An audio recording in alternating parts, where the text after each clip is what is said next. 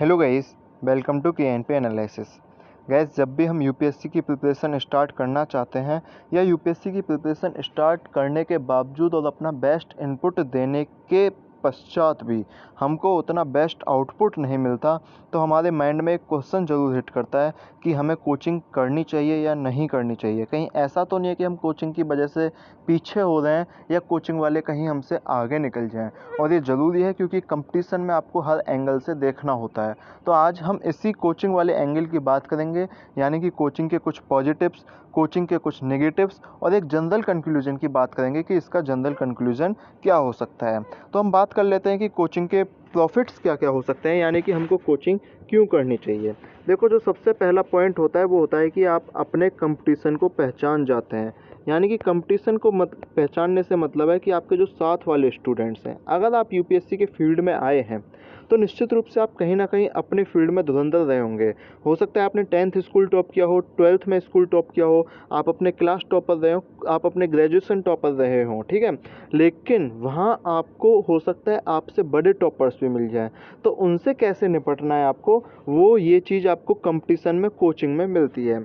दूसरा, इसके बाद आपका पॉइंट आता है कि डिसिप्लिन, यानी कि आपको डिसिप्लिन, अगर देखिए आप किसी रूम पर रह करके तैयारी कर रहे हैं, अपने घर पर रह करके तैयारी कर रहे हैं, तो एक पॉइंट आ सकता है कि आप हो सकता है 9 बजे उठने की बजाय 10 बजे उठें, क्योंकि आपको कुछ फ़र्क नहीं पड़ने वाला। लेकिन अगर आपकी कोचिंग का टाइम 9 बजे होगा तो एक ये संभावना है कि आप 9 बजे तैयार हो जाएंगे और कोचिंग जाएंगे, यानी कि आपकी जो लाइफ स्टाइल है उसका एक टाइम टेबल खुद से क्रिएट हो जाता है। लेकिन अगर आप वो टाइम टेबल अपने घर पर खुद से क्रिएट कर फॉलो कर सकते हैं तो ये वाला पॉइंट भी आपका आराम से न्यूट्रल हो जाएगा। तीसरा पॉइंट आता है कि आपका बैकग्राउंड क्या रहा है। मान लीजिए हम बहुत सारे लोग अपने साइंस बैकग्राउंड से, कॉमर्स बैकग्राउंड से या इंजीनियरिंग बैकग्राउंड से, मेडिकल बैकग्राउंड से आते हैं, ठीक है। अब हमको ये जो अपने जीएस सब्जेक्ट्स होते हैं इनके बारे में नहीं पता होता, हमको पॉलिटी हिस्ट्री समझ नहीं आती इतनी आसानी से, तो जो कोचिंग है वो हमको इनका बेसिक्स समझा सकती है, यानी कि ये जो बेसिक्स होता है कोचिंग्स का, शायद वो हमको अंडरस्टैंड करा दे, ठीक है। कोचिंग के ये फ़ायदा हो सकते हैं। इसके अलावा मैं अगर कोचिंग के एक दो फ़ायदा की बात और करूँ तो जो कोचिंग का एक दो फ़ायदा और होता है वो ये होता है कि आपको वहाँ से कुछ जो टेस्ट सीरीज वगैरह मिलती हैं, यानी कि जो कुछ आपको टेस्ट सीरीज वगैरह मिलती हैं उनको आप आराम से फॉलो कर सकते हो, ठीक है।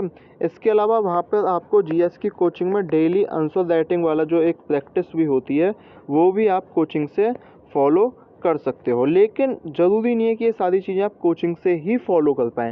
ये कोचिंग्स के पॉजिटिव्स हैं, इसमें कोई दो राय है नहीं, लेकिन ये चीज़ हम अदर जगह से भी फॉलो कर सकते हैं, जो अभी मैं उसके नेगेटिव में बात करूँगा।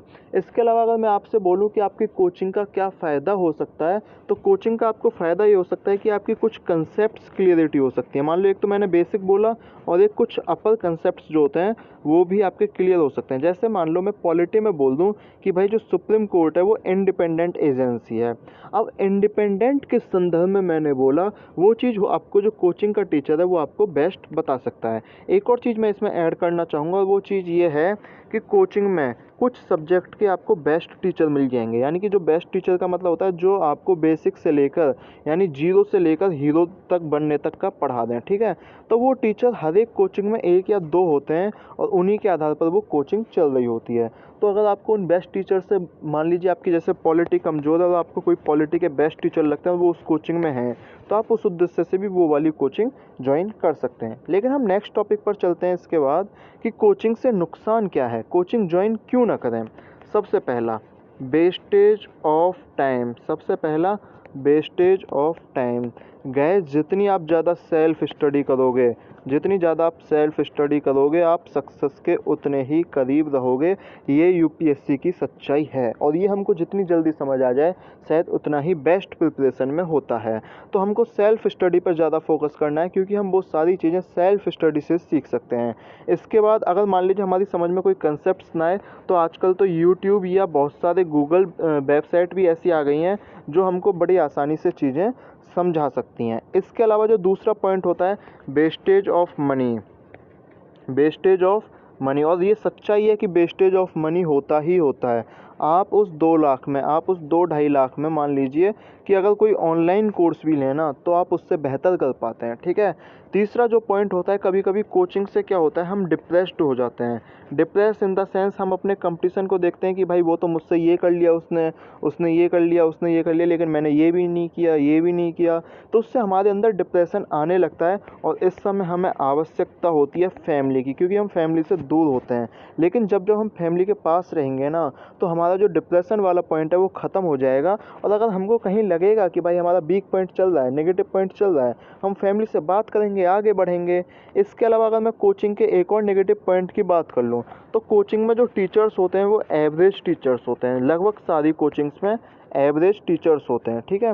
अगर उनके 1 या 2 टीचर बेस्ट होता है, जैसे मैंने अभी लास्ट में कहा था, वो 1-2 टीचर्स के ऊपर कोचिंग चल रही होती है, ठीक है। तो आप 1-2 टीचर्स के ऊपर अपना 2-3 लाख रुपए क्यों खर्च करें? वो टीचर्स तो आपको यूट्यूब पर कहीं मिल जाएंगे, या उन जैसे टीचर या उनसे बेहतर टीचर आपको यूट्यूब पर मिल सकते हैं, ठीक है। तो क्यों ना आप अपनी यूट्यूब से स्टडी कर लें, ये चीज़ें होती हैं। इसके अलावा अगर मैं आपसे कोचिंग की एक और बात कर लूँ, कोचिंग हमको थोड़ा सा, एक अगर मैं बोलूँ, डिस्ट्रैक्ट कर देते हैं, यानी कि हमको थोड़ा सा अपने माइंड सेट से थोड़ा सा हमको एक दूसरी तरफ मोड़ देते हैं। और उसका रीज़न ये होता है क्योंकि कोचिंग में जैसी भावनाएं उत्पन्न हो रही होती हैं, ठीक है, उनका एक एजेंडा टाइप, अगर मैं बोल दूं कि उनका मान लीजिए इंटरनेशनल रिलेशन पे कुछ एक टीचर का एक एजेंडा है, ठीक है। तो वो आपको जो इंटरनेशनल रिलेशन समझ आएगा ना, वो टीचर की ओर से समझ आएगा, आपको अपनी ओर से समझ नहीं आएगा। लेकिन जो आपको पेपर में हेल्प करेगा वो आपका अपना पर्सनल एक्सपीरियंस हेल्प करेगा। और अगर हमें कोई सामने से कुछ बताता है तो हम उस पर R&D नहीं करते, यानी कि उस पर हम रिसर्च नहीं करते और अपना डेवलपमेंट नहीं कर पाते। तो बेस्ट होता है कि आप किसी टीचर्स की बजाय आप खुद से उस चीज़ पर ज़्यादा फोकस करें, तो शायद आप ज़्यादा बेहतर परिणाम पा सकते हैं। अगर मैं इसके फिर की बात करूं कि भाई कंक्लूज़न क्या है, तो देखो इसका कंक्लूजन एक ये हो सकता है कि अगर आपका जो बेसिक है, यानी कि जो आपका बेसिक, या अगर मैं बोल दूं जो आपका बैकग्राउंड है, अगर वो आर्ट या इस सब्जेक्ट से रिलेटेड नहीं है और आपके पास पैसा ही पैसा है, आपके पास पैसा ही पैसा है, तो आप कोचिंग के लिए जा सकते हो, आप कोचिंग के लिए जा सकते हो। कोचिंग कोई बुरी चीज़ नहीं होती, लेकिन कोचिंग ना जा कर के भी अगर आपको बेहतर परिणाम मिल रहे हैं तो शायद उस पर हमें ज़्यादा यकीन करना चाहिए।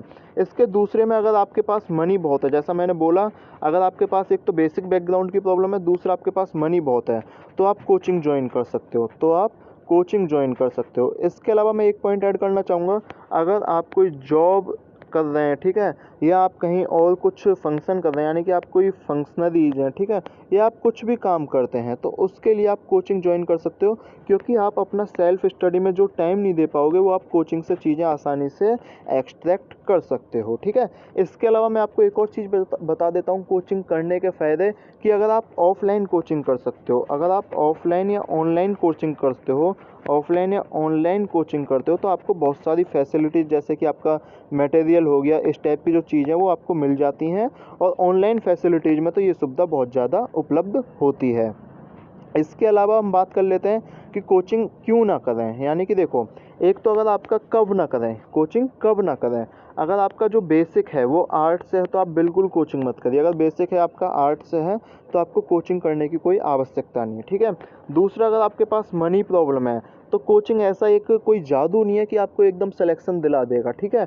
मनी प्रॉब्लम है तो आप अपने पैसे को बिगाड़िए भी मत। आप उस पैसे को, मान लीजिए आपके पास 10,000 रुपये, तो आप उससे टेस्ट सीरीज वगैरह ज्वाइन कर लीजिए ऑनलाइन, ठीक है। वहाँ पे रहने खाने का खर्चा भी बहुत ज़्यादा हो जाता है, जो एक मीडियम फैमिली के लिए एक उसे मतलब एक्सपेंड नहीं कर सकते इतनी आसानी से। तीसरा, अगर मैं आपसे एक पॉइंट ऐड कर दूं कि आपका अगर बेसिक मजबूत है, अगर आपके पास मनी प्रॉब्लम है, और तीसरा, अगर आपके पास टाइम है ना, तो आप सेल्फ स्टडी पे ज़्यादा फोकस कीजिए, आप सेल्फ स्टडी पे ज़्यादा फोकस कीजिए, शायद आप उससे बेहतर परिणाम निकाल सकते हैं। तो बात यही है कि जो कोचिंग, यस और नो, ये अब आपके पर्सनल एक्सपीरियंस पर डिपेंड कर जाती है, यानी कि आपके बेसिक्स पर डिपेंड कर जाती है कि आपका बेसिक क्या है। ये आपके मनी पर डिपेंड कर जाती है कि आपका मनी क्या है, आप कितने पैसा वाले हो। ये आपके टाइम पर डिपेंड कर जाती है कि आपका टाइम क्या है। और ये तीनों चीज़ें बहुत इंपॉर्टेंट होती हैं, जो आपको यस की तरफ ले जाएंगी या जो आपको नो की तरफ ले जाएंगी। तो आपका फैसला है कि अगर आपको लगता है कि मुझे कुछ प्रॉब्लम है, मेरे पास पैसा है, मेरे पास टाइम भी है, तो आप कोचिंग में जा सकते हैं। लगता है भाई मेरा बेसिक भी सही है, मेरे पास पैसा भी नहीं है और मैं अपनी सेल्फ स्टडी आराम से कर सकता हूँ, तो आप कोचिंग ना भी करें तो भी आपको कोई बड़ा नुकसान होने वाला नहीं है। तो गाइज मुझे लगता है ये वीडियो आपको पसंद आई होगी। अगर पसंद आई हो तो इस वीडियो को लाइक शेयर कर देना, चैनल को सब्सक्राइब कर देना। मिलते हैं हम नेक्स्ट वीडियो में। बहुत बहुत धन्यवाद।